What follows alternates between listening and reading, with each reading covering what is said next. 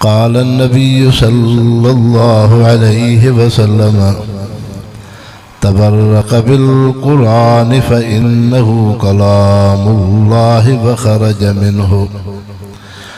وقال النبي صلى الله عليه وسلم لا سهم في الإسلام من لا صلاة له. وقال النبي صلى الله عليه وسلم أكمل المؤمنين إيمانا أحسنهم خلقا، أو كما قال النبي صلى الله عليه وسلم. सब दोस्त अहबाब दिल जी मोहब्बत सां दुरूद शरीफ पढ़ो। अल्लाहुम्मा सल्लि अला सय्यिदिना मुहम्मदिन नबील उम्मी व आलिहि व बारिक व सल्लिम अदद कुल्लि मालूम लक दाइमन अबदा। वाजिबुल एहतराम मुअज़्ज़िज़ मुसलमान भाइरो, अज अल्लाह रब्बुल इज़्ज़त तव्हां असांखे मुराद ॻोठ जे क़दीमी दीनी इदारे जे तालिबुल इल्मनि जे ताजपोशी जे मौक़े ते हाज़िरी जी सआदत नसीब फरमाई आहे। अल्लाह रब्बुल इज़्ज़त हज़रत मौलाना सुल्तान अहमद साहब नव्वरल्लाहु मरक़दहू जे दर्जात खे बुलंद फरमाए, जेके हिन इदारे जा पुराणा ख़ादिम मुंतज़िमीन दुनिया जो जहान छॾे चुका आहिनि। रब उन्हनि जे क़ब्रुनि खे रोशन फरमाए ऐं जेके मौजूदु हिन इदारे जा ख़ादिम आहिनि, हज़रत साईं सादात साईं सैयद नूर मोहम्मद शाह साहब दामत फयूज़ुहुम, मोहम्मद कासिम साहब, ॿी जुमला जमात, तव्हां असां ख़ुश नसीब हूं जो अल्लाह रब्बुल इज़्ज़त तव्हां असांखे मसाजिद सां, मदारिस सां, दीनदारनि सां रब साईं उन्स ऐं मुहब्बत अता फरमाई आहे ऐं रब करीम इन दीनी माहौल सां हमेशह वाबस्ता फरमाए। मुसलमान भाइरो, जंहिं दौर मां तव्हां असां हलूं था, इहो दौर, इहो ज़मानो एॾो ॾुखियो आहे जो हुज़ूर अनवर सल्लल्लाहु अलैहि वसल्लम जन फरमायो त मुंहिंजी उम्मत ते हिकिड़ो अहिड़ो ॾुखियो वक़्तु ईंदो जो युस्बिहु मोमिनन व युमसी काफ़िरा। सुबुह जो तव्हां ॾिसंदव त हिकिड़ो इंसान तव्हांखे मुसलमान ॾिसण में ईंदो ऐं साॻियो ई इंसान शाम जो तव्हांखे काफ़िर ॾिसण में ईंदो। छा मक़सदु थियो त कॾहिं उन इंसान खे ॾिसंदव त मस्जिद शरीफ़ में वेठो आहे, क़ुरान पाक थो पढ़े, नेकी थो करे, नेक अमल थो करे। कॾहिं उन इंसान खे ॾिसंदव त गुनाह जो कमु अहिड़ो कंदो जो बेबाकी सां, दिलेरी सां गुनाह खे गुनाह ई नथो सम्झे। मसलन इंसान हो, चोरी करणु हिकिड़ो गुनाह हुआ, ज़िना करणु हिकिड़ो गुनाह हुआ, ॿिए इंसान खे ईज़ाइणु हिकिड़ो गुनाह हुआ, परायो हक़ खाइणु गुनाह हुआ। लेकिन हिकिड़ो इंसान इहे गुनाह जा कम पाण खे गुनाहगार सम्झी करे थो, इहो त इस्लाम जे दायरे में रहियो। पर को अहिड़ो इंसान गुनाहनि जे करे उनजी दिलि अहिड़ी सख़्तु थी पई, जेकॾहिं उन इंसान खे सम्झाइजे त अल्लाह रसूल इन अमल खां मनो कयो आहे ऐं बजाए बाद अचण जे ऐं उहो उन ते दिलेरी करे, त सम्झो त इन इंसान में ईमान न रहियो। निमाज़ खे, सुन्नत जे ख़िलाफ़ अमल खे, शरीयत जे ख़िलाफ़ अमल खे उहो इंसान ईअं हलकड़ो ख़सीस सम्झो त इन में ईमान न रहियो। तंहिंजे करे मुसलमानो, जंहिं क़ुरान पाक जी अज़मत तव्हां असांजे दिलनि में आहे, जंहिं अल्लाह जे रसूल ख़ातमुन नबीयीन सल्लल्लाहु अलैहि वसल्लम जी ख़त्म नबूवत तव्हां असांजे दिलनि में आहे, नामूस रिसालत। इहो मक़सदु नाहे त सिर्फ़ नामूस रिसालत जी हमियत गैरत हुजे, बाक़ी दीन शाइर इस्लाम जे कंहिं अमल जी तोहीन थे, बेअदबी थे त असां मुसलमान ख़ामोशी सां हुजूं न। मक़सद ज़िंदगी जो अक़ीदो ऐं ईमान आहे। अक़ीदो ईमान बुनियादी शइ आहे ऐं अक़ीदे ईमान में जियां अल्लाह ते ईमान, फ़रिश्तनि ते ईमान, अल्लाह जे रसूलनि पैगंबरनि ते ईमान, तक़दीर ते ईमान, क़यामत जे ॾींहुं अल्लाह जे आॾो पेशी क़ब्रुनि खां उथण ते ईमान, ईअं ई इंसान हो दीन जूं ज़रूरियात जूं शयूं, दीन जूं ज़रूरियात जूं शयूं जेके क़ुरान शरीफ़ बयान कयूं या हुज़ूर अनवर सल्लल्लाहु अलैहि वसल्लम जन बयान कयूं, जेकॾहिं को इंसान उन दीन जे ज़रूरियात खे हिकारत सां ॾिसे थो त ईमान खां निकिरी वेंदो। मसलन अल्लाह जे शान में तौहीन, क़ुरान पाक, रसूल, सहाबा, अहिड़े तरीक़े सां शाइर इस्लाम जी तौहीन, इन सां इंसान दीन खां निकिरी वेंदो। ईअं जेकॾहिं अहिड़ो दीन जो कमु जेको हुज़ूर पाक सल्लल्लाहु अलैहि वसल्लम जन कयो या ॾसियो, फ़र्ज़ जे दर्जे में नाहे, वाजिब जे दर्जे में नाहे, आहे त हिकिड़ो मुस्तहब मसनून अमल, लेकिन हिकिड़ो इंसान उन जी बेअदबी करे थो, तौहीन करे थो, त मुसलमानो इन अमल सां इंसान इस्लाम खां निकिरी वेंदो। तव्हांखे मां मिसाल सां थो सम्झायां। मसलन जीअं हिकिड़ो ॾंदणो आहे, हाणे तव्हां असां मुसलमाननि खे ख़बर आहे त ॾंदण हुज़ूर पाक सल्लल्लाहु अलैहि वसल्लम जी सुन्नत आहे। इहो ॾंदण हणणु फ़र्ज़ु त कोन्हे, वाजिब त कोन्हे, सुन्नत आहे। माण्हू ॾंदण हणे, हिकिड़ो इंसान नऊज़ बिल्लाह मिन्हा इन ॾंदण जी बेअदबी कए, उहो चवे थो त न बाबा, इहो हुज़ूर सल्लल्लाहु अलैहि वसल्लम जो दौर हो सादगी जो, हाणे दुनिया हले किथे वञी पुगी आहे। हाणे जेकॾहिं मां बुर्श हणा, टूथपेस्ट हणा, इन ॾंदण जी अहमियत कोन्हे। हाणे हुई त हिकिड़ी नंढड़ी सुन्नत, को फ़र्ज़ वाजिब जे दर्जे में न हुई, पर आलिमनि सॻोरनि फरमायो आहे जेको इंसान एतिरी सुन्नत जी तौहीन बेअदबी कंदो, उहो इंसान बि इस्लाम खां निकिरी वेंदो। हाणे छा नंढड़ी सुन्नत ॾंदण जी, उन जी तौहीन बेअदबी, ऐं छा इंसान ईमान खां निकिरी थो वञे। इहो हुज़ूर पाक सल्लल्लाहु अलैहि वसल्लम फरमायो, युस्बिहु मोमिनन व युमसी काफ़िरा। हिकिड़ो अहिड़ो वक़्तु ईंदो जो कॾहिं ॾिसंदो इंसान खे त नमाज़ थो पढ़े, क़ुरान थो पढ़े, ज़िक्र थो करे, नेक मजलिस में आहे, कॾहिं उन इंसान खां अहिड़ा मज़ाक में, भोग में, चर्चनि में, ओताक ते, बैठक ते, कचहरीअ में लफ़्ज़ निकिरंदा जन लफ़्ज़नि सां इंसान इस्लाम खां निकिरी वञे। हाणे अॼुकल्ह मोबाइल आहे न, हाणे हिकिड़ा माण्हू मोबाइल ते टिकटॉक ठाहिनि था, को भोग, को मज़ाक करनि था। अहिड़ा अहिड़ा जन्नत जहन्नम जे बारे में लफ़्ज़ या ईमान जे मुक़दस शयुनि में लफ़्ज़ या अहिड़े तरीक़े सां मज़ाक, भोग जो अहिड़ा लफ़्ज़ जंहिं लफ़्ज़नि सां इंसान इस्लाम खां ई निकिरी वञे। तंहिंजे करे इंसानो वक़्तु ॾाढो ॾुखियो आहे। अहिड़े वक़्त में इंसान पंहिंजे अक़ीदे ईमान जी हिफ़ाज़त करे।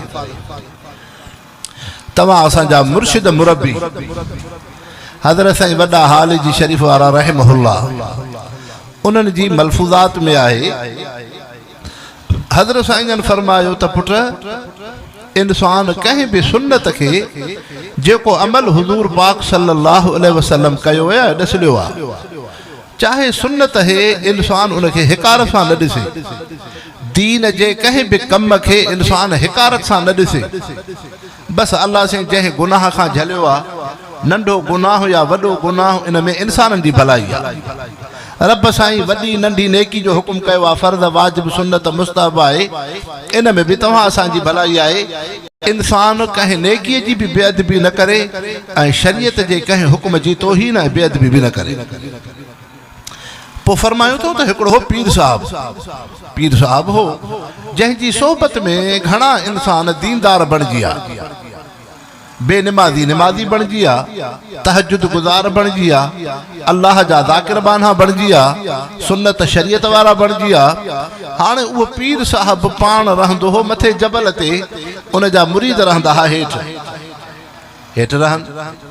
जॾहिं उन जी फौतगी थी, वफ़ात थी, त उन जी शक्ल फिरी वई, सूअर जहिड़ी उन जी शक्ल थी वई।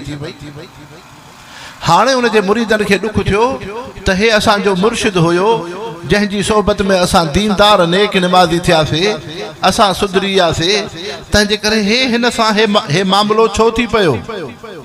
पोइ उन्हनि चयो त हाली तकफ़ीन तदफ़ीन जनाज़े जो अहकाम आहिनि शरीअ जा, इहे पूरा कजनि। पोइ वफ़ात खां बाद हिकिड़ो उनजो मुरीद हो संजीदा, जंहिं चयो त घरवारी ऐं मुड़ुस जो ताल्लुक़ घणो वेझो हूंदो आहे, तंहिंजे करे उनजी घरवारीअ खां असां मसइलो पुछंदासीं। हाणे उनजी घरवारीअ खां पुछूं त असांजे मुर्शिद में का असांखे गुनाह को ऐब त ॾिसण में कोन हो, पर अल्लाह साईं उनजी शक्ल खे छो फेरियो आहे, कहिड़ी उन में ग़लती आहे? चई ॿियो कुझु न, हिकिड़ो वॾो गुनाह हुउसि। कहिड़ो? चई जॾहिं मुलाक़ात कंदो हो फर्ज़ी, जेको गुस्ल कंदो हो, तड़ कंदो हो, पोइ उन वक़्त में हिकिड़ा लफ़्ज़ चवंदो हुआ, नबी पाक सल्लल्लाहु अलैहि वसल्लम जी शरीयत दीन ॾाढो भलो आहे, पर हिकिड़ो दीन जो हुकुम ॾाढो ॾुखियो आहे। कहिड़ो? त फर्ज़ी तड़ में इहो हुकुम आहे शरीयत जो, वार जेतिरी बि जाइ जिस्म मां न रहे, एतिरो जिस्म ते पाणी हारणो आहे जो वार जेतिरी जाइ बि न रहे। कंहिं औरत खे नक ते फुली पातल आहे, बि उनखे लोॾे पाणी उते पहुचे। जेकॾहिं कंहिं नियाणीअ खे वालियूं पातल आहिनि, बे उहा बि उन्हनि खे लोॾे त जीअं पाणी अंदरि सोराख़ में पहुचे। जेकॾहिं कंहिं औरत खे आंगुर में मुंडी पातल आहे, त उनखे बि लोॾे त जीअं उनजे हेठां बि पाणी पहुचे। जे वार जेतिरी जगह बि रहिजी वई त तड़ न लहंदो। हाणे उहो शख़्स पीर साहब जंहिंमहिल बि गुस्ल करे, तड़ करे फर्ज़ी, पोइ घरवारीअ खे चवे त मुहम्मद मुस्तफ़ा जी शरीयत खां नऊज़ बिल्लाह मिन्हा ईसाइन जो मज़हब भलो आहे, नसारनि जो। ईसाइन जे मज़हब में ईअं आहे जो हिकिड़ो माण्हू जेकॾहिं मथे जा 3 वार सिर्फ़ु आला कयई त उनजो गुस्ल तड़ लही वेंदो। बसि ज़रूरी न आहे सॼे जिस्म खे आला कजे। त जंहिंमहिल बि गुस्ल करे फर्ज़ी तड़ करे लफ़्ज़ इहे चवे त इस्लाम खां, मुहम्मद मुस्तफ़ा जी नऊज़ बिल्लाह मिन्हा शरीयत खां ईसाइन जो मज़हब भलो आहे। हाणे अल्लाह साईं खे इहे लफ़्ज़ पसंदि न आया, रब साईं उन इंसान जी वफ़ात खां बाद शक्ल फेरे छॾी। तंहिंजे करे मुसलमानो ख़ुदा रा अर्ज़ु आहे, कंहिं बि शरीयत जो हुकुम फर्ज़ जे दर्जे में आहे, वाजिब जे दर्जे में आहे, सुन्नत जे दर्जे में आहे, इंसान उन जी तौहीन बेअदबी न करे। बेअदबी ॾाढी ॾुखी शइ अथव। ॾाढी रखणु हुज़ूर पाक सल्लल्लाहु अलैहि वसल्लम जी सुन्नत आहे। हया हुज़ूर पाक सल्लल्लाहु अलैहि वसल्लम जी सुन्नत आहे। सच ॻाल्हाइणु हुज़ूर पाक सल्लल्लाहु अलैहि वसल्लम जी सुन्नत आहे। ईमानदारी महबूब मुस्तफ़ा जी सुन्नत आहे। घणियूं सुन्नतूं आहिनि। तव्हां असां गुनहगार इंसान आहियूं, इंसान पाण खे गुनहगार सम्झे, ऐबदार सम्झे। बाक़ी ईअं न थिए त खिल में, मज़ाक में, गुस्से में, कावड़ में कंहिं सुन्नत जी इंसान बेअदबी करे विझे त न इंसानो इन सां ईमान न रहंदो। तंहिंजे करे नबी पाक सल्लल्लाहु अलैहि वसल्लम फरमायो, गुनाह मुसलमान खां बि थींदो आहे, मोमिन खां बि थींदो आहे, मुनाफ़िक़ खां बि थींदो आहे। ॿिन्हिनि में फ़र्क़ु हूंदो आहे। मोमिन मुसलमान खे गुनाह एॾो ॾुखियो लॻंदो जीअं जबल जी का छिप मथां पई हुजे। हे चवंदो जल्दी माफ़ी वठां, निमाज़ रहिजी वई, को नेक अमल हिन खां रहिजी वियो, रोज़ो रहिजी वियो, या को अहिड़ो को अमल हिन खां थी पियो। नेक निमाज़ी इंसान मोमिन बानो चवंदो जल्दी रब खां माफ़ी वठां ऐं उहो नेक अमल कयां, मतां ईअं न मुंहिंजे मथां मौत अचे। उन जे लाइ गुनाह जबल जी छिप वांगुरु ॻोरो लॻंदो। ऐं हुज़ूर सल्लल्लाहु अलैहि वसल्लम फरमायो, मुनाफ़िक़ इंसान खे गुनाह हलकड़ो लॻंदो आहे। ओ जीअं नक ते मखी वेहे बि बराबरि उॾरे बि बराबरि। हाणे हिकिड़े इंसान खां शरीयत जे ख़िलाफ़ अमल थो थिए, को गुनाह जो कमु थी पियो, पर हिन इंसान खे उहो गुनाह ईअं हलकड़ो लॻे थो, चए थो फिलाणा बि करनि था, मां कयुमि त छा थी पियो, फिलाणो चोरी करे थो, मां चोरी कयुमि त छा थी पियो, फिलाणो कूड़ थो ॻाल्हाए, मां कूड़ ॻाल्हायो त छा थी पियो, फिलाणो ठगी थो करे, मां ठगी खयमि त छा थी पियो। न इंसानो, जंहिं इंसान खे गुनाह एॾो हलकड़ो लॻे, हुज़ूर पाक सल्लल्लाहु अलैहि वसल्लम फरमायो इहा मुनाफ़िक़ जी निशानी आहे। ऐं क़ुरान पाक में रब साईं केॾो सख़्तु वईद फरमायो आहे, इन्नल मुनाफ़िक़ीन फ़ी दरकिल अस्फ़ल मिनन नार, मुनाफ़िक़ जहन्नम जे हेठे तबके में हूंदा, वध में वध जहन्नम में अज़ाब मुनाफ़िक़ खे। तंहिंजे करे इंसानो पंहिंजे ईमान जी हिफ़ाज़त कयूं। राति जो इंसान सुम्हे, इस्तिग़फ़ार तौबा पढ़ी, कलमो पाक पढ़ी करे सुम्हे। अहिड़े तरीक़े सां सुबुह जो इंसान उथे निंड मां, कलमो शरीफ़ पढ़े, कलमो शरीफ़ पढ़जे। ये ईमान जा कलमे जा लफ़्ज़ ज़ुबान सां दोहराइजनि, पंहिंजी तबियत मिज़ाज बणाइजे। राति जो सुम्हण महिल बि कलमे पाक जा लफ़्ज़ पढ़जनि, सुबुह जो उथण महिल बि कलमे पाक जा लफ़्ज़ पढ़जनि, ताकि तव्हां असांजो जेकॾहिं फ़ौत थिए बि, जेकॾहिं राति जो बिस्तरे ते मौत अचे बि ईमान सां, जे सुबुह थिए बि ईमान सां। ऐं इंसानो ईमान वॾी शइ आहे, ईमान वॾी शइ आहे। हुज़ूर पाक सल्लल्लाहु अलैहि वसल्लम जो सहाबी आहे हज़रत मुआज़ बिन जबल रज़ियल्लाहु अन्हु, महबूब मुस्तफ़ा उन सहाबीअ खे रस्ते वेंदे ॾिठो, पोइ सहाबीअ खे फरमायो, कैफ़ अस्बहत या मुआज़, मुआज़ अॼु ॾींहुं कीअं गुज़रियो? चइसि सबहतु अलल ईमान, मुंहिंजो ईमान ते अॼु ॾींहुं आहे। पाण सल्लल्लाहु अलैहि वसल्लम फरमायो, हल तारिफ़ु मल ईमान, मुआज़ ख़बर थी ईमान कहिड़ी शइ आहे? सहाबीअ अर्ज़ु कयो, इज़ा अमसैतु अज़ुन्नु ला उसबी, इज़ा अस्बहतु अज़ुन्नु ला उमसियो व इज़ा अमसैतु अज़ुन्नु ला उसबियो। साईं अल्लाह जा रसूल, जॾहिं सुबुह थींदी आहे यकीन न हूंदो आहे त राति बि नसीब थींदी आहे, न अॻे न मतां मौत अचे, रब खे राज़ी करे वठां। जॾहिं राति थींदी आहे इहो मूंखे यकीन न हूंदो आहे त सुबुह ताईं मुआज़ ज़िंदा बि हूंदो, रब खे राज़ी करे वठां। एॾो रब सां ताल्लुक़, एॾो ईमान, एॾो क़ब्र मौत आख़िरत जो ख़ौफ़। पोइ पाण सल्लल्लाहु अलैहि वसल्लम दुआ ॾिनी, फरमायो सबहत अलल ईमाने, सबहत अलल ईमाने, सबहत अलल ईमाने। मुआज़ तूं ईमान ते आहे, तूं ईमान ते आहे, तूं ईमान ते आहे। त मुसलमानो, कलमे जो मक़सदु इहो आहे त तव्हां असांखे हर वक़्तु अल्लाह जो ख़ौफ़ हुजे। जंहिं क़ुरान पाक जे पढ़ण जो हुकुम, जंहिं क़ुरान शरीफ़ जे दौर जो हुकुम, जंहिं क़ुरान पाक सां अमली ज़िंदगी जो हुकुम, उन क़ुरान शरीफ़ जो वाहिद मक़सद बि अल्लाह जो ख़ौफ़ आहे। हाणे सहाबी सगोरा रिज़वानुल्लाहि अलैहिम अजमईन जेके बरगुज़ीदा बाना आहिनि, उन्हनि ते जेको हुज़ूर पाक सल्लल्लाहु अलैहि वसल्लम जी सोहबत जो असर हो, क़ुरान पाक जो असर हो, दुनिया में रही गुनाहनि नाफ़रमाननि खां बची आहे, शरीयत जे हर हुक्म जी ताबेदारी पैरवी उन्हनि में थी पई। उन्हनि जो वाहिद इहो हुयो उन्हनि जी ज़िंदगी, त हुननि जी ज़िंदगी अल्लाह जे ख़ौफ़ में हुई। ऐं अल्लाह जो ख़ौफ़ वॾी शइ आहे। तंहिंजे करे रब साईं फरमायो, या अय्युहन्नास उअ्बुदू रब्बकुमुल्लज़ी ख़लक़कुम वल्लज़ीन मिन क़ब्लिकुम लअल्लकुम तत्तक़ून। इंसानो, तहां में अल्लाह जो ख़ौफ़ अचे। ऐं ख़ौफ़ ख़ुदा वॾी शइ आहे। अल्लाह जो ख़ौफ़ दिलि में थींदो आहे, दिलि में हूंदो आहे। जॾहिं दिलि में अल्लाह जो ख़ौफ़ हूंदो, उन जो असर इंसान जे उज़वनि ते थींदो। सहाबी सगोरो अचे थो, मल इस्म या रसूल अल्लाह, अल्लाह जा रसूल गुनाह छा आहे? अल्लाह से कुरान पाक में फरमायो गुनाह न कयो। अव्हां भी चओ था गुनाह न कयो। महबूब मुस्तफ़ा फरमायो महाक फी सदरिक, उहा शइ तुंहिंजे दिल में खुटको पैदा करे। माण्हू परायो हक़ खाईंदो, दिल में खुटकुटो पैदा थींदो, चोरी कंदो खुटकुटो पैदा थींदो, गुनाह बदकारी कंदो खुटको पैदा थींदो, कैसा माण्हू अटकल चालाकी कंदो, ॾियण वठण में खुटको पैदा थी पवंदो। महाक फी सदरिक।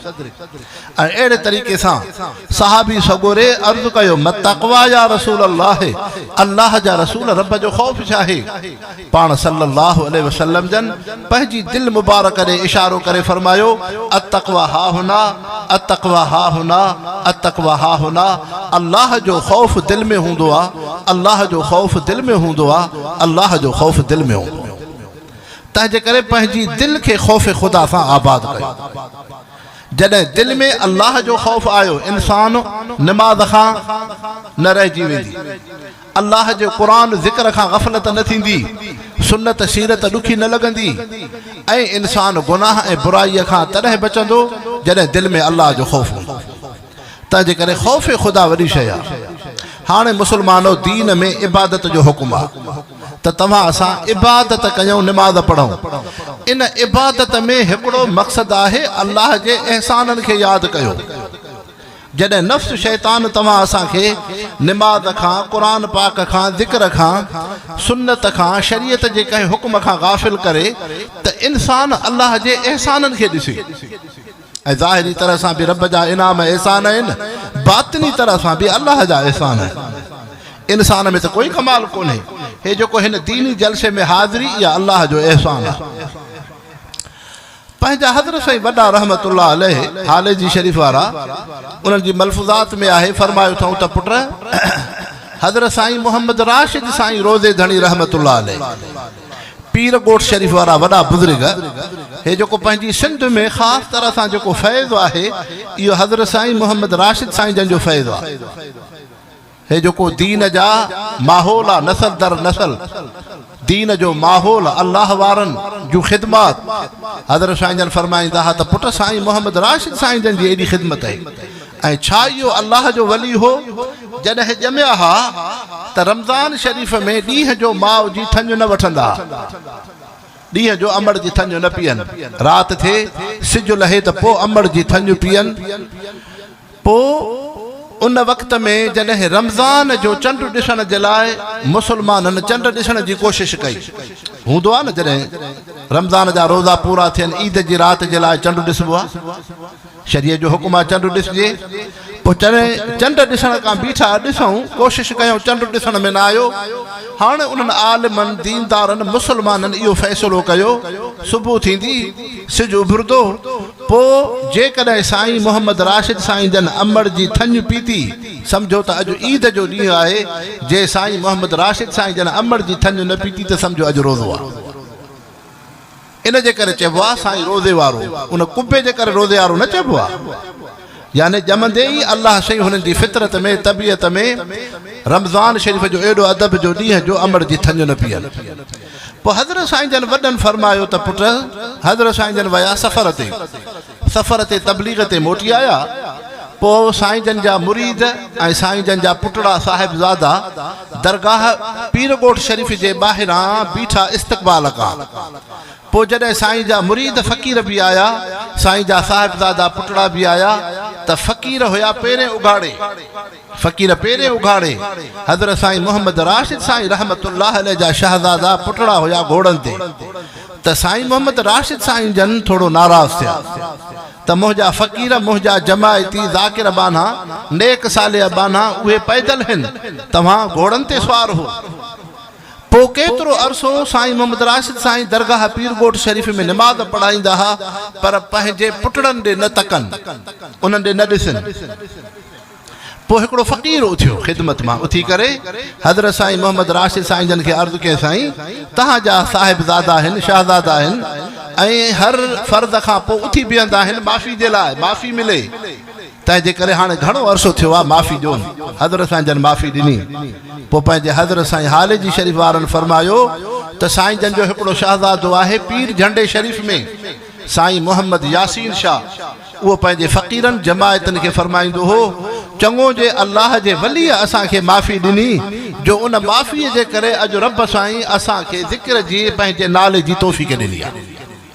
उन अल्लाह जे वलीअ असांखे माफ़ी ॾिनी, जंहिंजे करे असांजे ज़ुबान ते अल्लाह अल्लाह जो नालो थो अचे। जे उहो अल्लाह वारो दरवेश बानो असांखे माफ़ी न ॾे हा त असांजी ज़ुबान ते रब जो नालो न अचे। तंहिंजे करे अर्ज़ु करण जो मक़सदु हीअ आहे मुस्लमानो, अल्लाह साईं जंहिं निमाज़ जी तौफ़ीक़ ॾिनी आहे, क़ुरान पाक जे तौफ़ीक़, ज़िक्र जी तौफ़ीक़, नेक अमल जी तौफ़ीक़, हे दीनी इज्तिमा में अचण जी तौफ़ीक़, दीनी हिकिड़े फ़िक्र जी तौफ़ीक़, इहो अल्लाह जो एहसान आहे। तंहिंजे करे रब जे एहसाननि खे इंसान यादि करे, अल्लाह जा नेक साले बाना था फरमाइनि, इंसानो जीअं हिकिड़ो कुतो जानवर आहे, कुत्तो हिकिड़ो जानवर आहे, लेकिन इंसान उनखे न पैदा कयो आहे, न उनखे वजूद ज़िंदगी ॾिनी अथई, सिर्फ़ु उनखे मानी जो टुकुरो ॾींदो आहे। त उहो कुत्तो एतिरी सुञाण रखे थो इन इंसान जे घर जी राति जो पहरो ॾिए थो, चोर खे वेझो अचणु नथो ॾे। पोइ जंहिं जानवर खे एतिरी मालिक जी सुञाण आहे, हिन इंसान खे पंहिंजे रब अहकमुल हाकिमीन जी सुञाण छो नी? तंहिंजे करे इंसानो, जॾहिं नफ़्स शैतान तव्हां असांखे अल्लाह जे सजदे खां, क़ुरान खां, ज़िक्र खां, सुन्नत खां गाफ़िल करे, इंसान अल्लाह जे एहसाननि खे ॾिसे।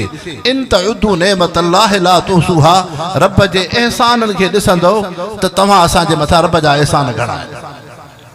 ऐं ॿियो इंसानो, इबादत में इंसान मौत खे यादि करे, मौत खे यादि करे, अल्लाह जो ख़ौफ़ दिलनि में हुजे, कब्र आख़िरत खे यादि कजे।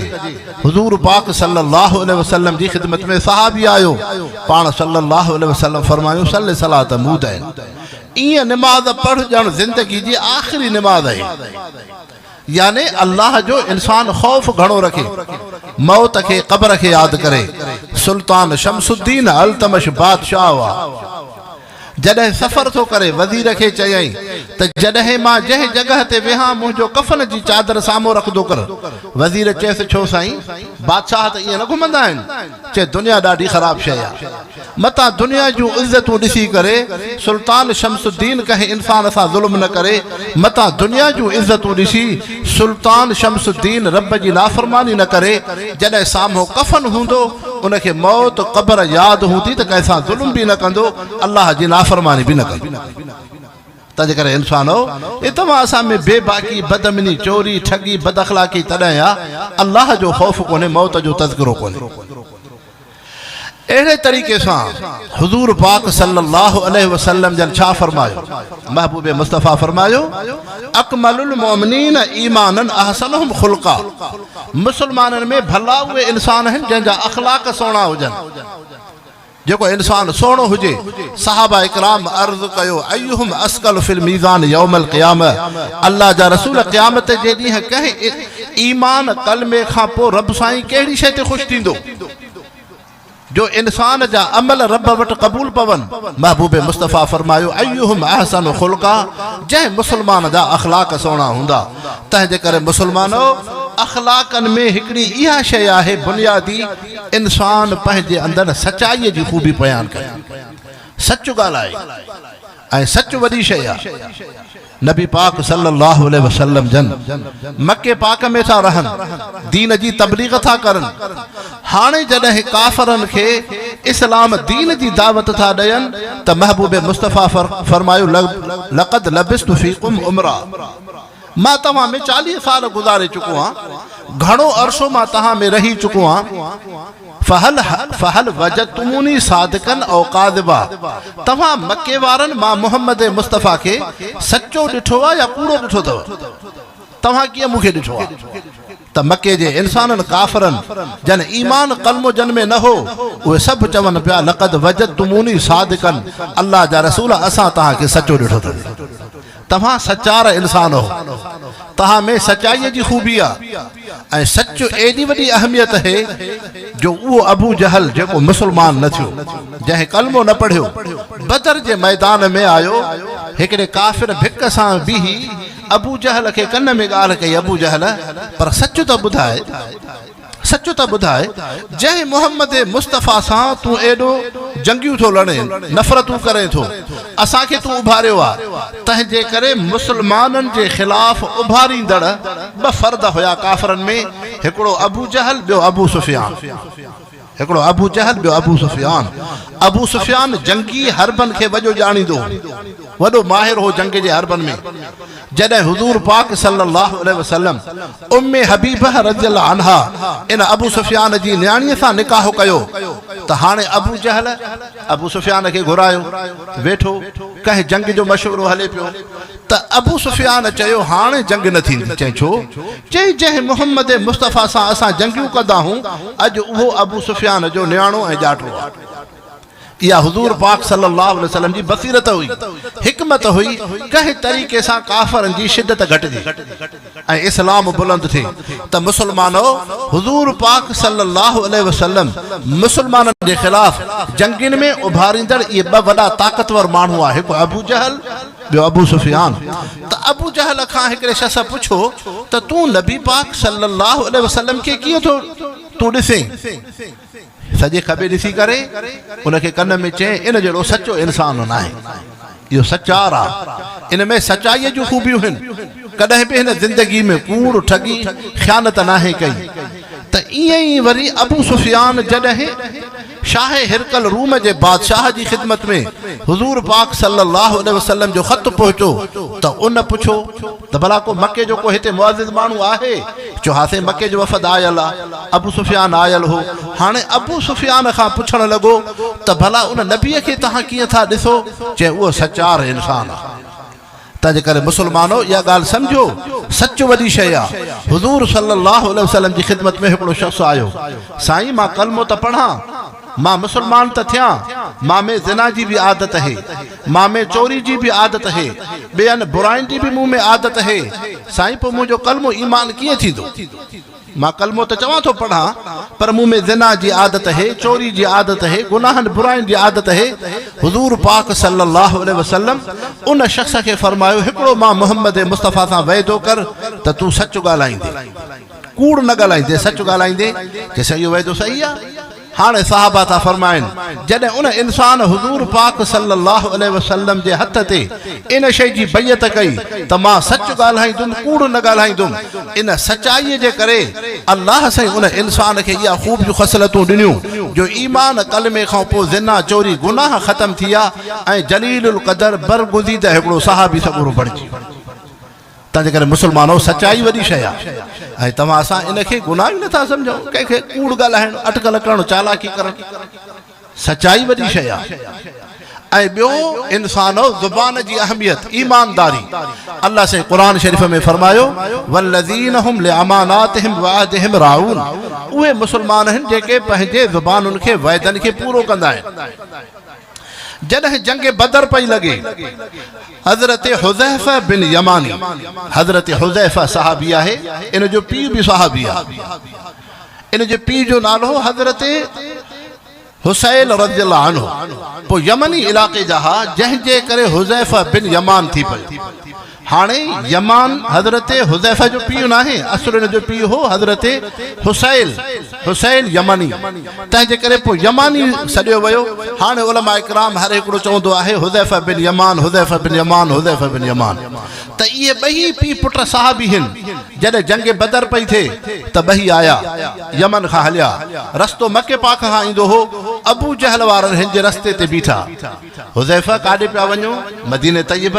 छो पिया वञो? हुजूर सल्लल्लाहु अलैहि वसल्लम जी मोहब्बत में। जे उतों जा मुसलमान त असांजे ख़िलाफ़ बदर में जंग जी तैयारी था करनि, तव्हां बि जंग में ईंदो? हज़रत हुज़ैफ़ा चुप रहिया। चए जेकॾहिं अल्लाह जे नबी असांखे हुकुम कयो पोइ असां ईंदासीं। त अबू जहल चयो न, अॼु मूंसां ज़ुबान कयो, जे जंग में ईंदो त तव्हांखे मां न छॾींदुमि, जे जंग में न ईंदो त मां तव्हांखे छॾींदुमि। हाणे साहिबनि सॻुरनि ॾिठो त हिन बदबख़्त सां कंहिं तरीक़े सां आज़ादी हासिल कयूं। पोइ साहबी हज़रत हुज़ैफ़ा पीउ पुट ॿिन्हिनि साहिबनि चयो त असां बदर में न ईंदासीं, तोसां ज़ुबान था कयूं, तोसां वाइदो कयूं था। हाणे आया मदीने तैयब, हुजूर पाक सल्लल्लाहु अलैहि वसल्लम सां मुलाक़ात थी पई। हाणे 313 जी जमात ग़ज़वे बदर में हली। हज़रत हुज़ैफ़ा बि सहाबी सॻुरो ॿई पीउ पुट बि तैयार थिया। पर हज़रत हुज़ैफ़ा रज़ियल्लाहु अन्हु जन हुजूर सल्लल्लाहु अलैहि वसल्लम जी ख़िदमत में अर्ज़ु कयो त साईं आया त असां जिहाद जे जज़्बे सां अल्लाह जे नबी सां गॾु हलंदासीं, पर जॾहिं असां मदीने तैयब अचूं पिया, रस्ते ते अबू जहल असांजो रस्तो रोकियो। पोइ अबू जहल असांखे न पियो छॾे, पोइ असां खां हिकिड़ो वाइदो वरितई, वाइदो असां उन सां करे वेठा आहियूं। साईं पाण सल्लल्लाहु अलैहि वसल्लम फरमायो, हुज़ैफ़ा कहिड़ो वाइदो कयो अथव? चइसि इहो वाइदो उन वरितो, बदर में मुसलमाननि सां गॾिजी न ईंदो। साईं पोइ असां त हुन सां वाइदो करे वेठा आहियूं, पोइ हाणे असांखे जज़्बो आहे तव्हां सां गॾु मैदान जिहाद में जंग बदर में हलूं। त महबूब मुस्तफ़ा सल्लल्लाहु अलैहि वसल्लम हज़रत हुज़ैफ़ा रज़ियल्लाहु अन्हु सहाबीअ खे फरमायो, हुज़ैफ़ा जेका तव्हां ज़ुबान कई आहे अबू जहल सां उन ते बीहो, तव्हां जंग में मूंसां गॾु न हलो। त इंसान ज़ुबान जी एतिरी अहमियत आहे ऐं तव्हां असां हिनखे कुझु सम्झंदा ई कोन आहियूं। ॾियण में वठण में ॾेती लेती में ठगी चालाकी कंहिंजा 5 रुपया रहिजी विया, को कुझु थी पियो, असां हिनखे गुनाह ई नथा सम्झूं। असां दीन सम्झो आहे निमाज़ खे, क़ुरान खे, ज़िक्र खे। मुस्लमानो बराबरि इहे दीन जूं शयूं आहिनि, पर मुआमलात बि दीन जूं शयूं आहिनि। तंहिंजे करे अल्लाह जे रसूल महबूब मुस्तफ़ा फरमायो, मुस्लमाननि में भला उहे मुस्लमान आहिनि जंहिंजा अख़लाक़ सुहिणा हुजनि, जेके सच ॻाल्हाइनि, जिन में ईमानदारी हुजे, जिन में तहम्मुल बुर्दबारी हुजे, जिन में अफ़ो दरगुज़र हुजे। इहे ख़ूबियूं ख़सलतूं आहिनि। इंसानो इहे नेमतूं तॾहिं ईंदियूं जॾहिं तव्हां असां क़ुरान पाक सां ताल्लुक़ रखंदासीं। तंहिंजे करे क़ुरान शरीफ़ वॾी शइ आहे। क़ुरान पाक में दुनिया क़ब्र आख़िरत जो छोटकारो आहे। हुज़ूर पाक सल्लल्लाहु अलैहि वसल्लम जो सहाबी आहे हज़रत अब्दुल्लाह ज़ुल बजाद, जॾहिं मुस्लमान थियो हो त हिन जे जिस्म तां कपिड़ा लाथा विया, पोइ मदीने तय्यबा आयो। हुज़ूर पाक सल्लल्लाहु अलैहि वसल्लम जन इन सहाबीअ खे फरमायो, फल्तज़िम बाबी, ऐं अब्दुल्लाह ज़ुल बजाद मुंहिंजे दरवाज़े ते हूंदो कर, मूंसां गॾु रहंदो कर। हाणे इहो सहाबी सगोरो मुस्लमानो मस्जिद नबवी में क़ुरान पाक ॾाढियां पढ़ंदो, ज़िक्र ॾाढियां करे। त हज़रत उमर साईं हिकु दफ़े फरमायो, अब मुरायुन हुआ, साईं अल्लाह जा रसूल हे रियाव थो करे, ॾाढियां थो क़ुरान पढ़े, ॾाढियां थो ज़िक्र करे। त महबूब मुस्तफ़ा हज़रत उमर साईं खे फरमायो, दाउ या उमर फ़इन्नहु अहदुल अवाहीन, ऐं उमर हिन खे कुझु न चओ, हे पंहिंजी गुनाहनि जी माफ़ी थो वठे, हिन जी क़ुरान पाक सां मुहबत आहे, तंहिंजे करे हे ॾाढियां क़ुरान पाक थो पढ़े, मुंहिंजो रब मूंखां राज़ी थिए, मूंखे गुनाहनि जी माफ़ी मिले। ॿी हदीस पाक में ईअं है, हज़रत उमर साईं महबूब मुस्तफ़ा जी ख़िदमत में अर्ज़ु कयो, अला यसमउ लिहाज़ल आराबी इन्नहु यरफ़उ सौतल क़ुरान, साईं अल्लाह जा रसूल हिन बहराड़ीअ जे मुस्लमान खे नथा ॾिसो कीअं ॾाढियां थो क़ुरान पाक पढ़े। हुज़ूर सल्लल्लाहु अलैहि वसल्लम फरमायो, दाउ या उमर फ़इन्नहु युहिब्बुल्लाह व रसूल, इन जी दिल में अल्लाह रसूल जी मोहब्बत है, अल्लाह रसूल जी मोहब्बत में क़ुरान ॾाढियां थो पढ़े। पोइ मुस्लमानो इहो सहाबी तबूक जी जंग में हलियो महबूब मुस्तफ़ा सां गॾु। पोइ उते तबूक जे मैदान में सर्दी जी राति हुई, थधि जी, सहाबी सगुरु फौत थी वियो। अब्दुल्लाह इब्न मसऊद रज़ियल्लाहु अन्हु हलकड़े कद जो सहाबी, सनन पिनन वारो सहाबी, चए थो मां नबी पाक सल्लल्लाहु अलैहि वसल्लम जे बिस्तरे ते आयुमि, महबूब मुस्तफ़ा बिस्तरे ते न हुया। हज़रत अबू बकर उमर रज़ियल्लाहु अन्हुमा जे उन ख़ीमन तंबुनि में ॾिठुमि, उहे बि न हुया। पोइ ॾिठुमि थोरो राति जो फ़ासिले ते हिकिड़ी बत्ती जी रोशनाई हुई, उते पहुतुमि। हज़रत बिलाल बिन हारिस रज़ियल्लाहु अन्हु जे हथ में बत्ती हुई। ॾिठुमि त हिकिड़े शख़्स खे गुस्ल थो अचे। ॾिठुमि त अब्दुल्लाह ज़ुल बजाद आहे, सहाबी सगोरो, जेको ॾाढियां क़ुरान शरीफ़ पढ़ंदो हो, जेको रब जी मोहब्बत में ज़िक्र कंदो हो। हज़रत अबू बकर हज़रत उमर फारूक रज़ियल्लाहु अन्हुमा उनखे गुस्ल पिया ॾियनि। महबूब मुस्तफ़ा मथां बीठा आहिनि, सहाबीअ खे गुस्ल आयो, कफ़न आयो। हुज़ूर पाक सल्लल्लाहु अलैहि वसल्लम जनाज़े नमाज़ पढ़ाई। जनाज़े खां बाद हलबो आहे मयत सां। जॾहिं क़ब्र जे तरफ़ आया, हज़रत अब्दुल्लाह बिन मसऊद तो चवे त हुज़ूर पाक सल्लल्लाहु अलैहि वसल्लम क़ब्र में बीठा। हज़रत अब्दुल्लाह ज़ुल बजाद जो मयत जनाज़ो हज़रत अबू बकर हज़रत उमर फारूक रज़ियल्लाहु अन्हुमा जे हथड़नि में हुयो।